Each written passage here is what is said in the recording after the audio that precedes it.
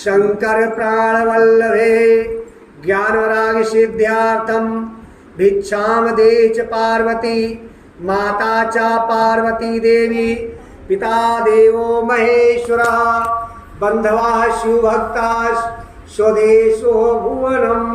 प्रेम से बोलिए पार्वती मैया की जय।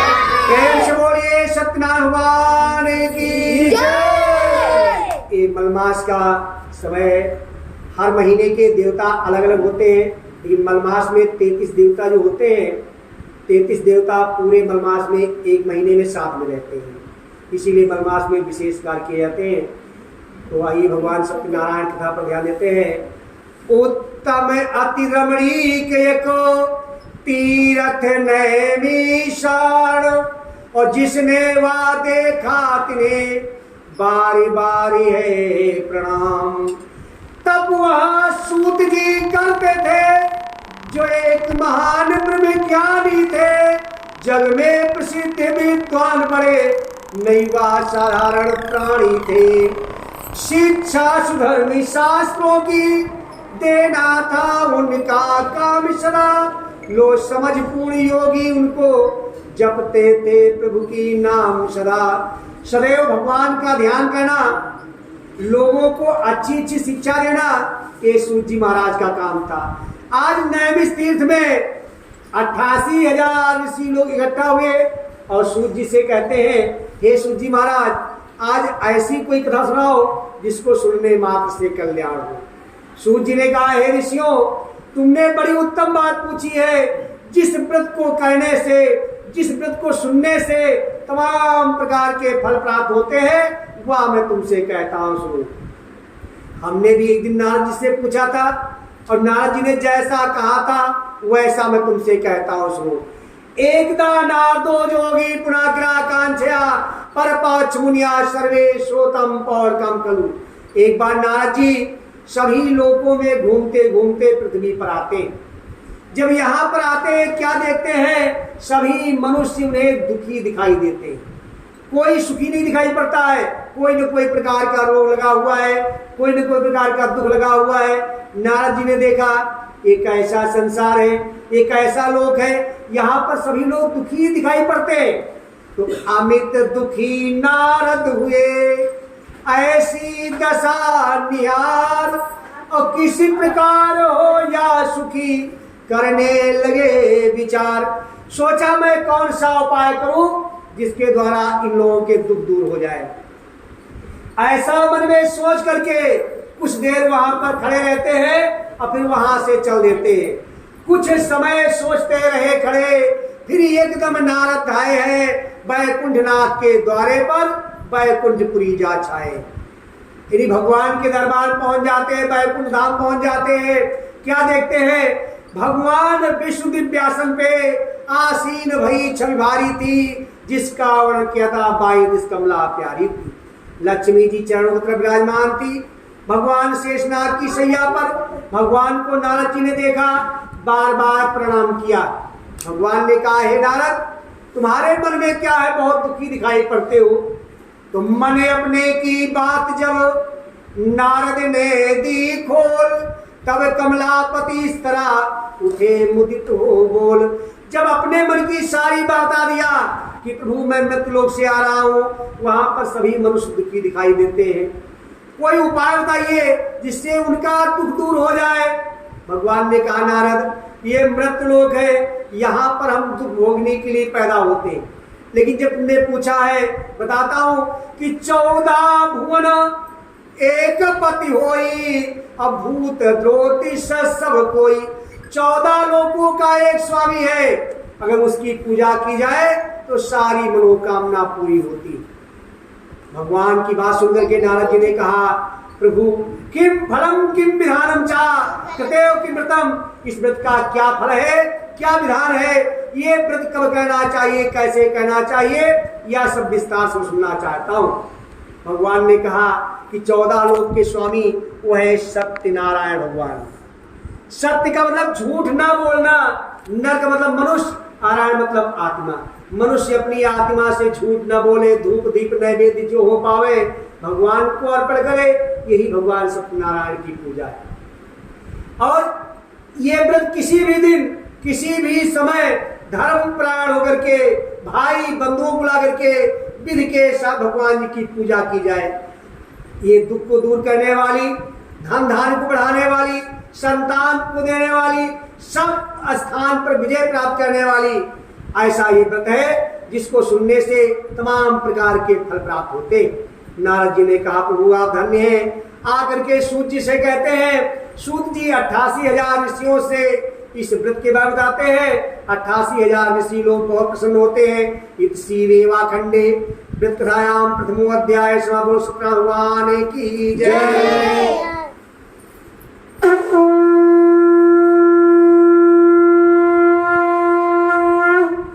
प्रेम से बोलिए सत्यनारायण भगवान की जय। या देवी सर्वभूतेषु दयारूपेण संस्थिता नमस्तस्यै नमस्तस्यै नमस्तस्यै नमो नमः। सूत जी कहते हैं ऋषियों मैं आगे की भी कथा कहता हूँ सुनो। एक ब्राह्मण था जो बहुत गरीब था। एक शतानंद नामी ब्राह्मण जो अतिशय दीन दुखारी था। भिक्षुकों का था भिक्षुकवा नहीं भरता पेट सुखारी था। एक शतानंद नाम का ब्राह्मण था जो बहुत गरीब था। इतना गरीब था कि जिसके द्वार भी जाता भैया कुछ खाने को दे दो वही भगा देता है। शतानंद और कोई नहीं थे, हनुमान जी के मामा थे, अंजनी के भाई थे। इनको श्राप लग गया था, गौतम ऋषि ने श्राप दे दिया था, बहुत गरीब हो गए थे। इतने गरीब हो गए थे कभी महीनों अनाज का दाना भी देखने को नहीं मिलता था। बेचारे द्वार द्वार जाते हैं, वापस आए भगवान के आगे हाथ जोड़ा, हे भगवान जो हमारे पास कुछ खाने को नहीं हम भोग कहाँ लगाए, ऐसा खा करके भूखा सो जाते। भक्त को भगवान बहुत प्रिय है और भगवान को भक्त बहुत प्रिय। उस भक्त को दुखी देख करके स्वप्न में आते हैं और कहते हैं अहो विप्र क्या दुख तुम्हें दीजे सती बखान और निर्धन हो तुम या हमें होता है अनुमान। ये तो मालूम पड़ता तुम बहुत गरीब हो, अपने मन की सारी व्यथा को सुनना चाहता हूँ। उस शतानंद ब्राह्मण ने कहा प्रभु मैं क्या कहूँ, मेरा नाम तो शतानंद है लेकिन कभी स्वप्न में भी आनंद नहीं पाया। कहा ठीक है तुम संकल्प कर लो कि हे भगवान मैं कल भिक्षा मांगने जाऊंगा और जो कुछ मिलेगा वो सब मैं भगवान की कथा में लगा दूंगा। ब्राह्मण ने कहा प्रभु मैं कुछ पाता ही नहीं हूँगा, लगा कहाँ से होगा। लेकिन नहीं, सच्चे मन से संकल्प किया, गांठ लगा लिया और सुबह का समय हुआ भिक्षा मांगने पहुंच गया। एक द्वार पर पहुंचता है, माताम भिक्षा दे। एक घर में मांगा, 4 घर से भिक्षा अपने आप मिल जाती है। भगवान जब देता है तो छप्पर फाड़ देता है। आज वो इतना धन पा गया, अभिमानी होता, लालची होता, स्वार्थी होता, सब बचा कर रख लेता है। लेकिन नहीं, जैसा संकल्प किया था जो कुछ मिलेगा वो सब कथा में लगा देंगे। भगवान के पूजन की सामग्रियों को लाता है, भाई बंधुओं को लाता है और विधि के साथ भगवान जी की पूजा करता है। कहते हैं समुद्र में पानी पानी होता है, लेकिन उस पानी में जब आग लगती है, जिसे बड़वा नल कहते हैं, वो आग तभी बुझती है जब ऊपर का पानी गिरता है। तो हम लोग कितना भी करते रहे कभी पूरा नहीं पड़ेगा जब तक परमात्मा की इच्छा नहीं होगी। आज परमात्मा की इच्छा हुई। वो ब्राह्मण जो द्वार द्वार भिक्षा मांगता था, द्वारे द्वारे पर फिरता था, भिक्षा लेने को जो ब्राह्मण हुई कृपा सत्यनारायण की, धनवान बनाया सो ब्राह्मण, कंगाली किंचित रही नहीं, सब बिगड़े उसके काज बने। कल के दिन था जो शतानंद, महाराज शतानंद आज बने। जो कल एक गरीब ब्राह्मण था, द्वार द्वार भिक्षा मांगता था, भगवान कृपा हुई, आज वो बहुत धनवान हो गया। क्योंकि रामायण में लिखा है जनक के यहाँ राजपुरोहित हुए, राम और सीता का विवाह शतानंद ने ही कराया था। इतने बड़े आदमी हो गए, लेकिन कभी अहंकार नहीं आया। प्रतिदिन भगवान के आगे हाथ जोड़ते हैं और कहते हैं नाथ सकल संपदा तुम्हारी, मैं सेवक समय सुतनारी। हे भगवान हमारे पास जो कुछ है सब तुम्हारा है। एक दिन पूजन कर रहे थे, उसी समय एक लकड़हारा आ गया। लकड़हारे ने देखा कथा हो रही है, शांति भाव बैठ गया। जब कथा पूरी हो गई, कहने लगा भैया आप ये किसका पूजन कर रहे हैं और इसके कहने से क्या फल प्राप्त होता है। तो ब्राह्मण बोला ये पूजन है हे तात सत्यनारायण का, कल युग में अन्यतन कोई दुख नाशक नहीं इस पूजन सा, क्या करे बड़ाई हम इनकी, हम महाकठिन दुख पाते थे, तन को थे नहीं वसन पैदा, नित्य प्रति भूखे रह जाते थे, जब से हमने भगवान का ध्यान किया हमारे पास सब कुछ हो गया। लकड़हारे ने कहा हमारे मन में बहुत इच्छा है एक दिन कथा हमारे घर भी हो जाए, लेकिन बिना पैसे के कोई कार्य नहीं होता है, तुम भी नहीं यज्ञ न होवे मान कोई न पाता, ओम जय लक्ष्मी माता, बिना पैसे के कोई कार्य नहीं होता है। ब्राह्मण ने कहा ठीक है, जैसे हमने संकल्प किया था ऐसे तुम भी संकल्प कर लो कि हे भगवान आज मैं लकड़ी बेचूंगा, मुझे जितना धन मिल जाएगा उसी से मैं भगवान सत्यनारायण का उत्तम वित्त करूंगा। लकड़हारा हंसने लगा कि हमारी लकड़ी केवल 1 रुपए की है और 1 रुपए की कथा होती है, लेकिन नहीं, सच्चे मन से संकल्प किया, लकड़ियों का बोझा अपने सिर पर रख लिया, बेचने चल दिया। जब चलता है तो भारी वर्षा होने लगी, सुबह से शाम हो गई, लकड़ी नहीं बिक पाई। इधर जो नगर के राजा थे उनके यहाँ भगवान सत्यनारायण की आज कथा थी, सभी इष्ट मित्र भाई बंद नाथ स्नान इकट्ठा थे, लेकिन भारी वर्षा होने के कारण सूखी लकड़ी नहीं थी। राजा बहुत परेशान था कि देखो आज हमारे घर में हवन भी नहीं हो पाएगा और कथा भी नहीं हो पाएगी। भगवान की इच्छा होती है वो लकड़हारा उन्हीं के द्वार पहुंच जाता है। और जैसे पुकारा राजा ने सोचा हम दिन भर क्या करते रहे, हमें लकड़ी नहीं मिल पाई और हमारे शुभ मुहूर्त पर बिना बुलाए लेकर आया है, ये भगवान का भेजा हुआ दूत होगा, जाओ अगर 1 रुपए की लकड़ी है तो 1000 में कहीं लो। नौकर लोग जाते वास्तव लकड़ी 1 रुपए की थी 1000 में कहीं लेते हैं। कहने का मतलब भगवान चाहे जाए तो छोटी चीज को बड़ी कर दे। राई को पर्वत करे पर्वत राई बाय, आज वो लकड़हारा जब इतना धन पा जाता है घर को आता है, अप्रसन्न होता है, पके केले की फली घी दूध गेहूं का आटा लेता है, घर को आकर के भाई बंधु बुलाता है और विधि के साथ भगवान जी की पूजा करता है। भगवान देखते हैं किसके मन में कितना विश्वास है। भगवान ऊंच नीच को नहीं मानते, ऊंच नीच कुल को नहीं माने कुछ जगदीश, जिसके हृदय में प्रेम है कृपा उसी के शीश। प्रेम से बोलिए सत्यनारायण भगवान की जय।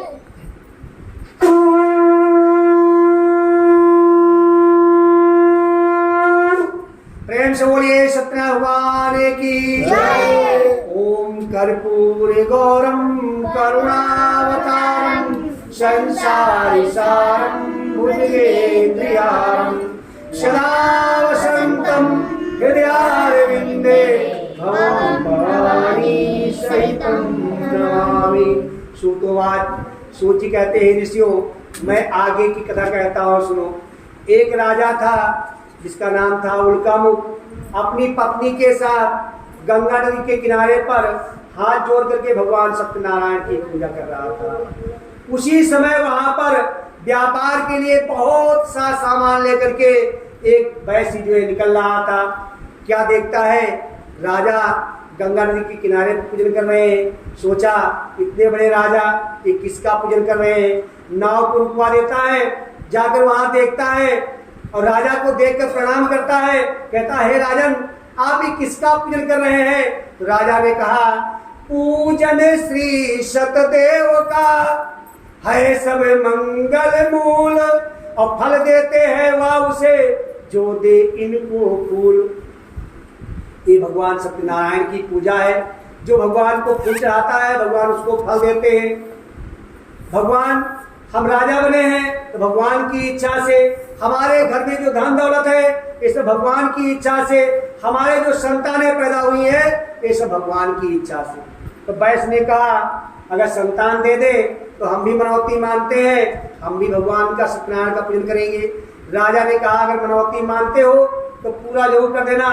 वैश्य ने कहा एक नहीं 2-4 कथा हम एक दिन में कर सकते हैं। राजा ने प्रसाद को दिया, वैश्य प्रसाद लेता है, घर को आता है, अपनी पत्नी को देता है। पत्नी लीलावती ने कहा स्वामी अगर कोई मनौती मानते हो उसको तुरंत ही पूरा कर देना चाहिए। वैश्य ने कहा आज नहीं करेंगे क्योंकि पता नहीं संतान होती नहीं होती है, हमारा धन भी खर्च हो जाए, संतान भी न हो, तो संतान हो जाएगी तब मैं पूजन करूंगा। भगवान की इच्छा हुई, बीत गए 9 मास तब कन्या हुई उत्पन्न, और पति पत्नी दोनों जने मन में महाप्रसन्न। भगवान की इच्छा हुई, 9वें महीने में कन्या पैदा हुई।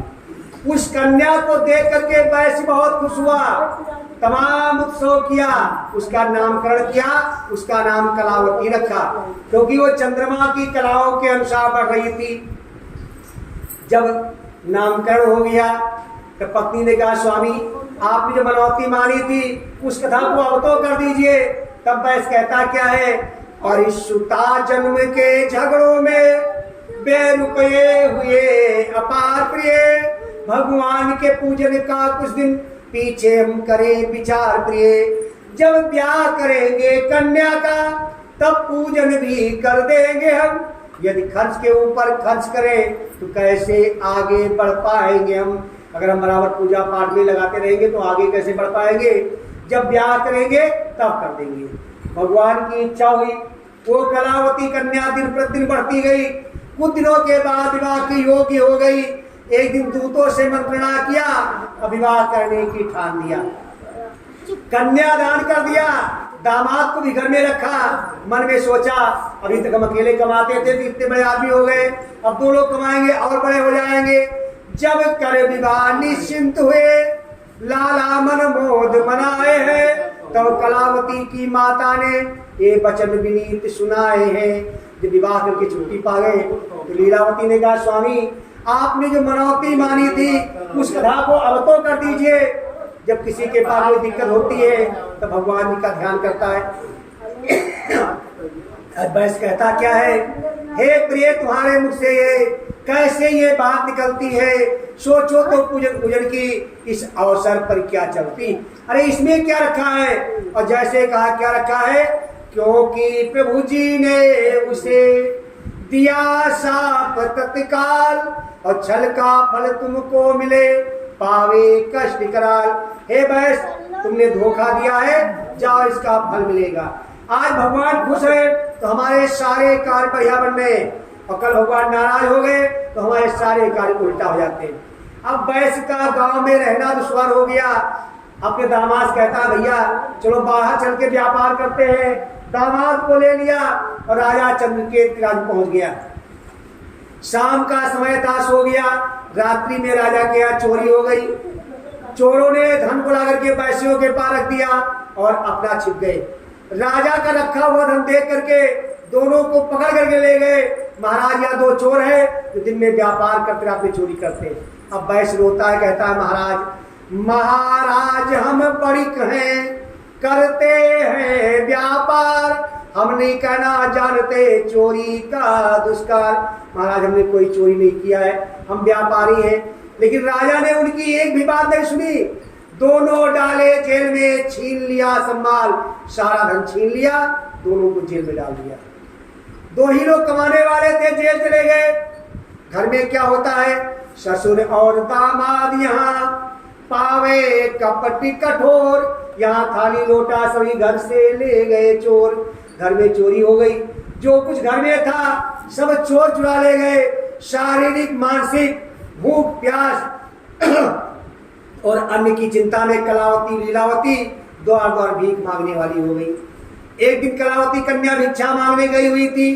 क्या देखती है, घर में कथा हो रही है, वहां शांति भाव बैठ जाती है। जब कथा पूरा हो जाता है, सत्यदेव जी का रुचिर सुनने को गुणगान, कलावती भी एक दिस बैठी ताम दिमान। थोड़ी सी रात व्यतीत हुई, वो कथा समाप्त हुई। जब पाकर प्रसाद श्रद्धा पूर्वक कन्या अपने घर आई, तब प्रसाद को लेकर के रात्रि में आती है। तो माता ने कहा, बिटिया गरीब की लड़कियों को रात में बाहर नहीं रुकना चाहिए। कलावती ने कहा, भैया एक घर पर भगवान सत्यनारायण की पूजा हो रही थी, कहते हैं कथा के बीच में भागना नहीं चाहिए, प्रसाद लेकर तो जाना चाहिए। मैं कथा सुनकर के आई हूँ, प्रसाद लेकर के आई हूँ। कहा, बिटिया तुम्हारे पैदा होने के पहले हमने मनौती मानी थी, तब तो हमारे पास बहुत सा धन था। मैं चाहती गरीबों को ब्राह्मणों को कितना धन दान करने नहीं किया, आज तो हमारे पास कुछ है ही नहीं। पुत्री ने कहा, भैया जो तुमने माना है उसे मैं कल पूरा करूंगी। सुबह का समय हुआ और भिक्षा मांगने चल दी, पूरा दिन भिक्षा मांगा, लेकिन भिक्षा कहाँ मिलने वाली। शाम को लौट कर रोने लगी, हे भगवान हमने क्या अपराध किया जो इतनी छोटी उम्र में भूखों मर रहे और आज हमने जल भी नहीं पिया। तो बाड़े पुत्र पिता के धर्मा, माता पिता के धर्म कर्म पूजा पाठ के अनुसार ही पुत्र बढ़ता है। पिता ने ऐसे कर्म किए थे जो पुत्री को भीख मांगना पड़ रहा है। सामने कुछ फूल लगे हुए तोड़ लिया, भगवान के पास ले गई, श्रद्धा विश्वास के साथ भगवान पर फूल चढ़ाती है, प्रार्थना करती है, हे भगवान हमारे सारे अपराध क्षमा कर दो। भगवान प्रसन्न हो जाते हैं। राजा चित्रकेत को स्वप्न हुआ, हे राजन जो तुम्हारे यहाँ दो वैश्य बंद है वास्तव व्यापारी है, तुम उन्हें छोड़ दो, जो तुमने उनका धन लिया उन्हें दे दो। राजा ने स्वप्न देखा और दोनों को कारागार से मुक्त कर दिया। दोनों वैश्य अपने घर की ओर चल दिए। इसी रेवा खंडे वित्कथायाम तृतीय अध्याय समाप्त। भगवान की जय।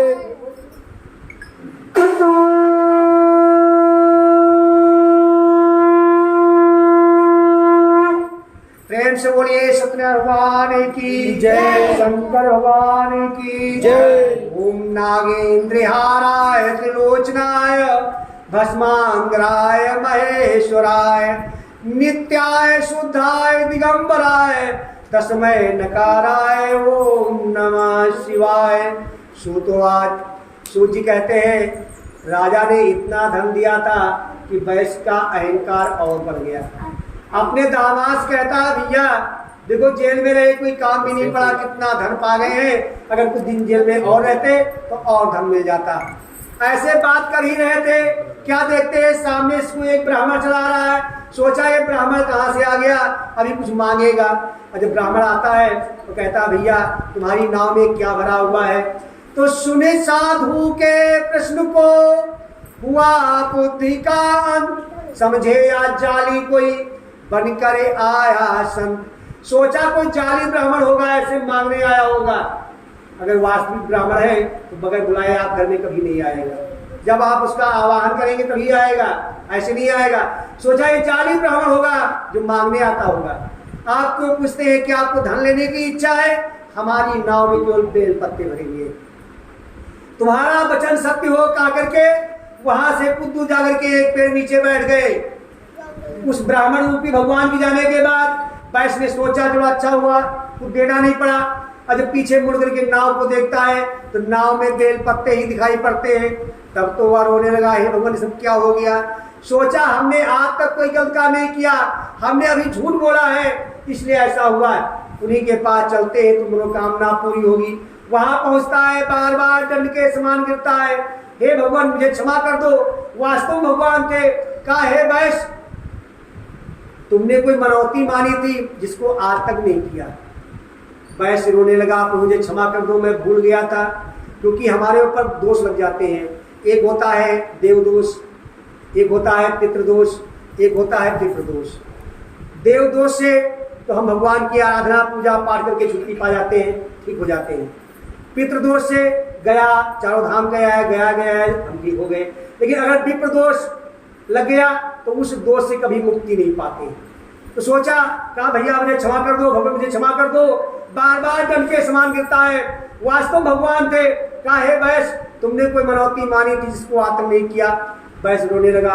प्रभु जब आपकी माया के चक्कर में आकर के शंकर ब्रह्मा तमाम देवता मोहित हो जाते हैं तब तो मैं अज्ञानी हूँ। आज के बाद मैं मनौती मानता हूँ, प्रतिज्ञा करता हूँ, हर पौर्णमासी संक्रांति को आपका पूजन करूंगा। यथाचित आकर के देखता है नाव धन से परिपूर्ण है, साथियों के साथ आगे को प्रस्थान करता है।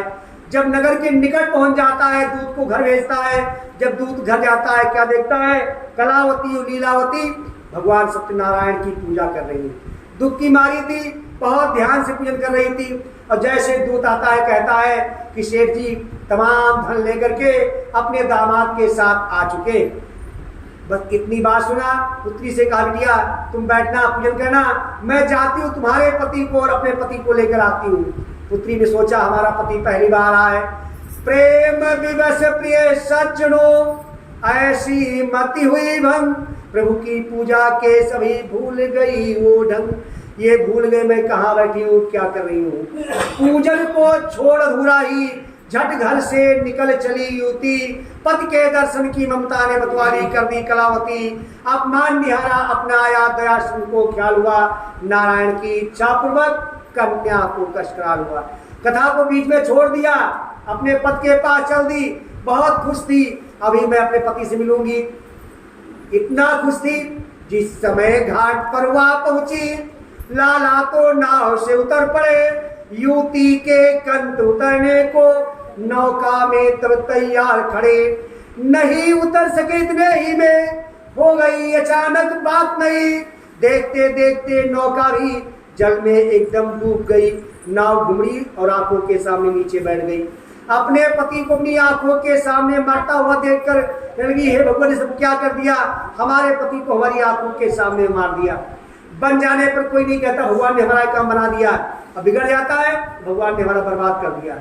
उस समय कोई विद्वान था या कोई आकाशवाणी होती है, बिटिया तुम तो पूजन कर रही थी, पैती पहने हो, अरे वो पति पहले ये पति बाद में, घर जाओ उनके आगे दुआएं करो। अब घर आती भगवान के आगे दुआएं करती है, पूजन करती है, इधर दवा होती है। जब दवा और दुआ दोनों होती है, जो हम लोग जंत्र पहनते हैं कुछ करते हैं, दुआएं होती है, भगवान की पूजा पाठ करते दुआएं होती है। तो दुआ और दवा जब दोनों होता है तभी कार्य पूरे होते हैं। पूजन पूर्ण कर करी कन्या ने जब टेर, उसी समय प्रिय सज्जनों गगन गिरा हुई फिर। जैसे पूजन पूरा हो गया, भगवान की इच्छा होती है, उसका पति धीरे धीरे ठीक हो गया। जब तक संसार में रही सुख कर्म हो किया, अंत में परमात्मा के धाम को जाती है। प्रेम से बोलिए सत्यनारायण भगवान की जय।